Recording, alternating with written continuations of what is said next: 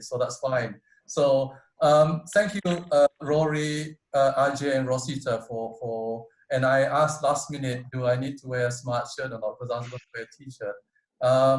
And because of this, I was reconnected to an ex-colleague of mine from 25 years ago in London, Steve Ray. I know he's on this session, so thank you very much for this session. And I know an ex-colleague, Steve Roberts, is online as well. And Tisa from Sri Lanka.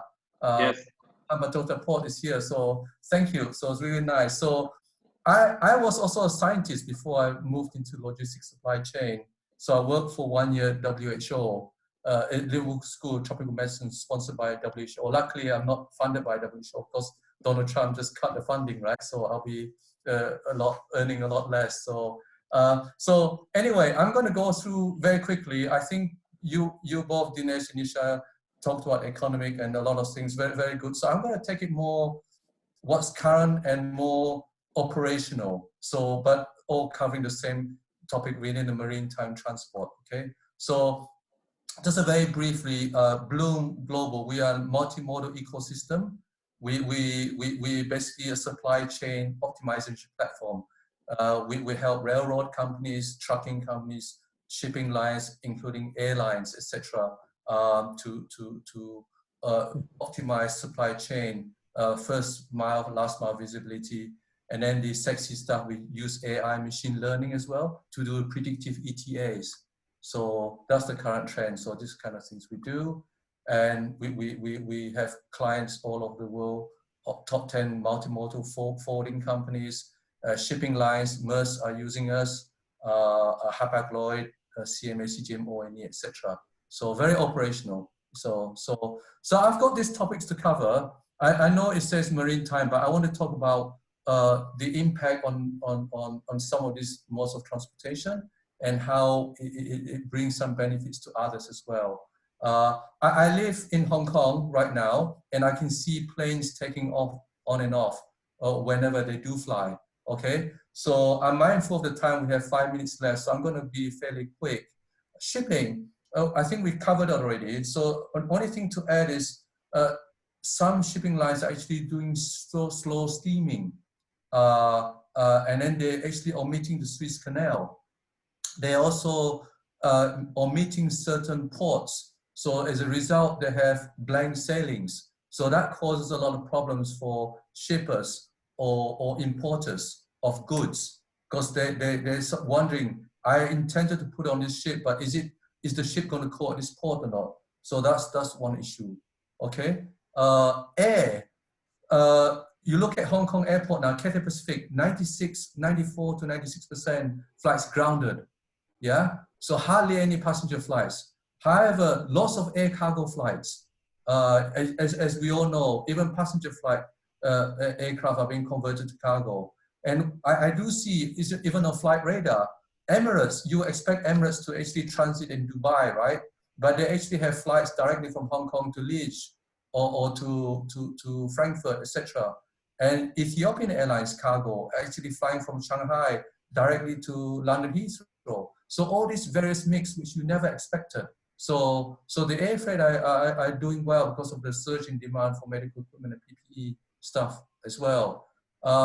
Inlands, let's talk about rail. You know, the One Belt, One Road, the China push for inland cargo within China to go to Europe.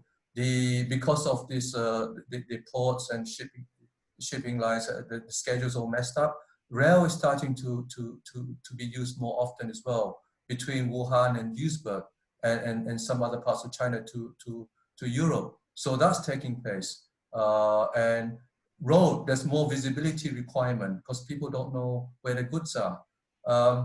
We have 5 more minutes. I don't know. Do you want to stop, RJ, exactly at 6? So I'll try to finish in 5 minutes. Okay.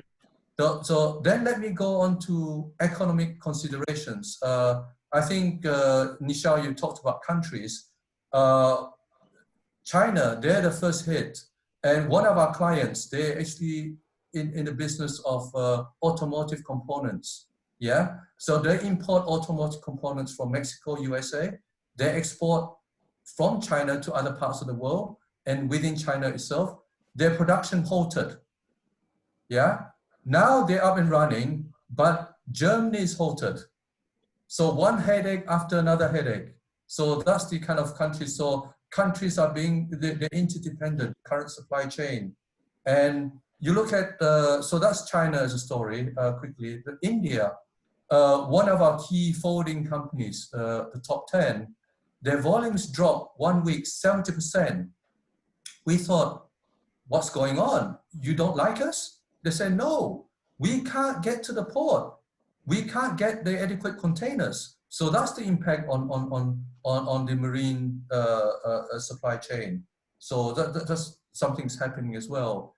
And I think, Nichelle, you talked about sourcing, the nearshoring and then the domestic. I talked to a client the other day. They are desperately trying to reduce the dependency on China, but it's a hard one. It takes a while. I know because even before during the trade war, Vietnam was a beneficiary of the US-China trade war, but still a lot of heavy reliance on manufacturing in China because the supply chain is quite tightly integrated. Unless you do like very basic, I say basic, like garments, etc., it's quite relatively easy to move offshore to Indonesia, to Vietnam, Cambodia. You just move equipment, etc. But the other more technical manufacturing is quite difficult.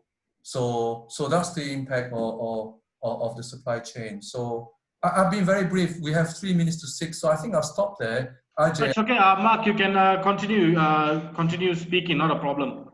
Okay, so I'll talk for a few minutes. So before this whole thing happened, we as consumers are very spoiled people. They call it the Amazon effect. So a lot of buyers of goods in US, they say, I want it now.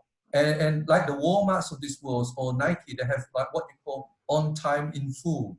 So when I purchase goods, I want it to arrive on the right time. So that's why there's a greater demand for visibility and also not where my goods are in this particular time, but when will it arrive, especially in this uncertain period. So I think I'll stop there, Ajay. I think it's food for thought, and I think I prefer if people can ask questions, especially on the operational front, yeah, or supply chain.